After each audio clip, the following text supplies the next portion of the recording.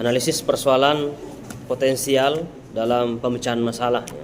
Ini merupakan kelanjutan dari pembahasan sebelumnya. Pertanyaannya adalah apa yang disebut sebagai analisis potensial.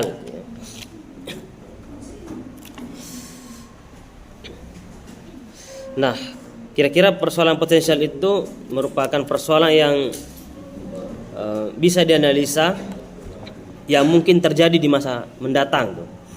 Ketika misalnya mengambil satu keputusan, maka itu dipertimbangkan kira-kira apa dampak yang bisa muncul di masa mendatang. Itu harus dikaji ya.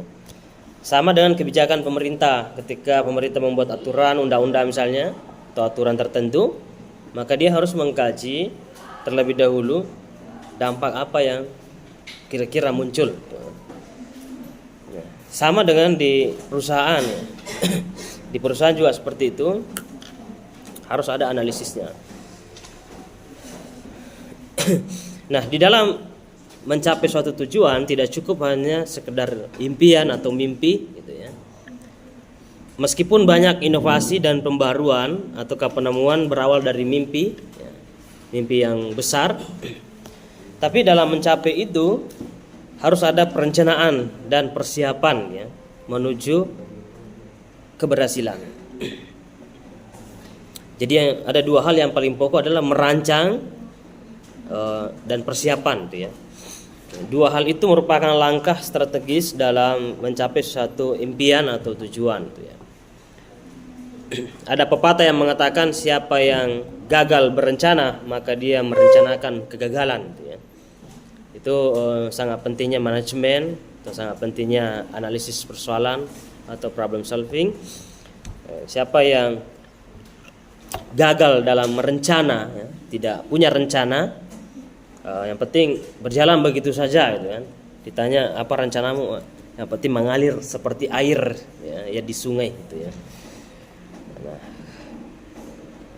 pepatah ini yang sangat penting bahwa orang yang tidak punya rencana atau gagal merencana maka dia merencanakan kegagalan di masa depan gitu ya. Nah, analisis persoalan potensial ini merupakan metode yang akan membantu kita memaksimalkan peluang keberhasilan saat kita menerapkan suatu keputusan ya. Jadi sebelum mencapai suatu keputusan, analisis persoalan potensial ini membantu kita dalam menganalisis itu ya. Peluang keberhasilan ya, saat kita menerapkan suatu keputusan atau perubahan atau tindakan. Ataukah yang kedua, mengantisipasi kemungkinan gagalnya suatu rencana ya. Ketika misalnya planning A kita gagal itu sudah disiapkan planning B, planning C gitu. Jadi kalau misalnya dalam satu organisasi begitu, ketika strategi pertama itu tidak sukses, maka kita masuk ke strategi yang kedua gitu ya. Sama juga dengan organisasi sepak bola ya. Organisasi sepak bola begitu, satu strategi pertama tidak mampan ya, masuk ke strategi kedua, strategi ketiga, itu macam-macam. Semakin kuat sumber daya manusianya ya, semakin kuat kemampuannya, pengalamannya dan analisanya, maka itu semakin bagus hasilnya itu. Taktiknya makin bagus. Sama di perusahaan juga begitu. Atau di organisasi juga begitu. Kita menggunakan banyak strategi. Nah, kalau bicara strategi itu Anda bisa baca banyak macam-macam strategi dalam organisasi. Apalagi kalau baca bukunya Sun Tzu, itu kan banyak. Ada 38 strategi macam-macam.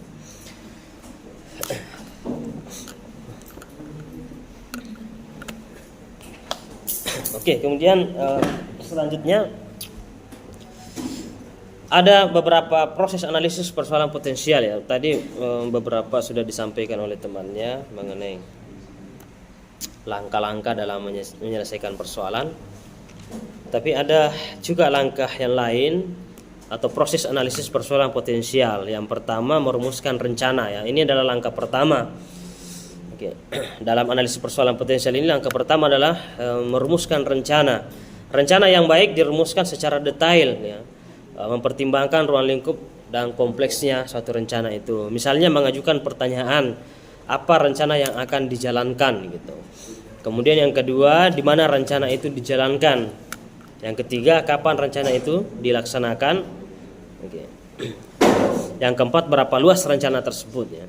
Misalnya kalau dalam mendirikan suatu organisasi atau perusahaan baru atau cabang baru, maka itu harus dipertanyakan dulu untuk menganalisa persoalan potensialnya, rencana yang akan dijalankan apa gitu ya, di mana rencana itu dijalankan. Jadi ada kajian dari ruang lingkupnya, strategi penempatannya gitu ya. Misalnya perusahaan apakah itu tidak merugikan lingkungan gitu ya, kan begitu. Itu harus direncanakan secara maksimal. Nah, yang kedua ada namanya menentukan langkah kegiatan gitu ya. Setelah ada perencanaan, maka ditentukan langkah selanjutnya atau langkah kegiatan. Tahap ini menjawab pertanyaan apa langkah yang harus dilakukan supaya terwujud suatu rencana gitu ya. Jadi ini sudah masuk kepada fase kedua. Kita merencanakan langkah apa yang kita laksanakan untuk mencapai tujuan gitu ya. Kalau misalnya dalam perusahaan, kita bisa memberikan contoh, misalnya perusahaan kita bicara tentang apa yang seharusnya dilakukan untuk mencapai suatu tujuan. Misalnya ada perekrutan tenaga kerja, pemeliharaan fasilitas, bagaimana pembelian produk ya, keselamatan kerja para karyawan, itu harus dianalisa gitu kan, analisisnya. Jangan sampai misalnya perusahaan itu sampai ke lantai 7, kira-kira di situ rawan kecelakaan atau ledakan atau kebakaran, tetapi tidak ada persiapan pemadam kebakaran gitu. Nah, itu kan banyak beberapa kasus perusahaan misalnya di yang baru-baru beberapa bulan lalu di Morowali ya, Badopi terutama, di perusahaan-perusahaan di sana di Morowali itu ada yang kebakaran di lantai yang cukup tinggi, bahkan ada yang rela melompat gitu, dari lantai 7 misalnya. Kenapa begitu? Karena daripada dia terbakar ya di dalam gedung itu, jelas meninggal. Kalau mau lompat juga ya bisa meninggal bisa tidak, ya paling remuk ya. Tapi dia kan harus memilih gitu. Nah, mengapa begitu? Karena di lantai itu misalnya tidak ada analisis persoalan sebelumnya, analisis potensial sebelumnya, bahwa kalau di sini rawan ledakan misalnya kebakaran, maka harus ada antisipasi gitu. Mungkin ada ruang khusus yang kita masuki supaya lebih aman, ataukah ada pemadam di situ yang disiapkan itu di lantai atas. Nah, kadang-kadang kan pemadamnya itu di lantai bawah. Nah, ketika apinya itu menyala sangat cepat sekali karena memang potensi misalnya di situ adalah gas ataukah mudah meledak, itu tidak cukup waktu ya, baru mau menelpon pihak di bawah, dan kemungkinan airnya tidak langsung sampai ke atas itu, ke lantai 7, ke lantai 8 atau 9 atau 10. Nah, akhirnya banyak beberapa karyawan yang memilih lompat dari gedung. Nah, itu karena kenapa? Analisanya. Nah, bisa saja juga sebenarnya analisisnya itu sudah pernah dikaji ya, disiapkan, tapi perusahaan itu tidak mau bertanggung jawab, artinya tidak mau mengeluarkan cukup dana untuk mengantisipasi keselamatan kerja para karyawan. Nah, inilah biasanya dilakukan oleh orang-orang kapitalis ya, orang-orang yang memang hanya mengejar keuntungan berlipat-lipat di perusahaan misalnya. Dia tidak peduli karyawannya itu mau selamat atau tidak, kecelakaan atau tidak, ya cukup ganti rugi saja berapa, daripada menghadirkan banyak misalnya persiapan menggunakan sumber daya ekonomi yang cukup banyak. Itu perusahaan banyak yang tidak bertanggung jawab gitu. Apalagi yang penggalian lubang ya, penggalian lubang untuk batu bara atau ke listrik yang masuk di kamar kita, rumah kita, itu kan setiap hari menimbulkan korban jiwa ya. Jadi setiap kita menggunakan elektronik, menggunakan listrik, itu ada nyawa yang menjadi taruhannya itu. Karena itu kan digali, ya, penggalian itu cukup dalam, dan aturannya itu setiap penggalian itu harus ditutup lubang-lubang itu. Tapi banyak perusahaan yang tidak mau bertanggung jawab itu, dia tidak menutup. Akhirnya anak-anak di situ sekitar itu main, dia nggak tahu di situ ada lubang, dia jatuh dan meninggal. Itu banyak yang terjadi. Maka kita harus menghemat listrik, karena kenapa? Ada nyawa di situ sebenarnya. Kadang-kadang lampu terus menyala atau apa saja menyala, kita tidak gunakan, kemudian teman kita menegur, ya tolong dimatikan, ya. Terus Anda menjawab, wah ini kan urusan saya juga tetap bayar per bulan, ya. Bukan urusan pembayaran, tapi di balik listrik yang kita nikmati itu ada begitu banyak nyawa yang melayang, ya, untuk mencapai proses listrik itu sampai ke kita, ya. Jadi ada kesadaran yang harus muncul di situ. Ada pola pikir yang harus dirubah.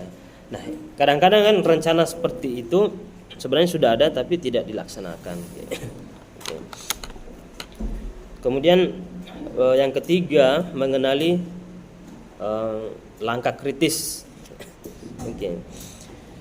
Itu langkah mana saja yang menimbulkan persoalan di masa akan datang. Itu juga tadi. Kemudian langkah yang rentan munculnya persoalan yang bisa mengganggu keputusan. Kira-kira yang rentan mengganggu suatu keputusan kebijakan itu apa? Itu harus diantisipasi. Ataukah kalau gagal berakibat fatal, ya, misalnya gagal dalam mengantisipasi sesuatu, maka itu bisa berakibat fatal. Nah, mungkin itu tambahan saja pada kesempatan ini mengenai analisis potensial, ya, dalam memecahkan persoalan. Cukup sekian. Billahi taufiq wal hidayah. Assalamualaikum warahmatullahi wabarakatuh.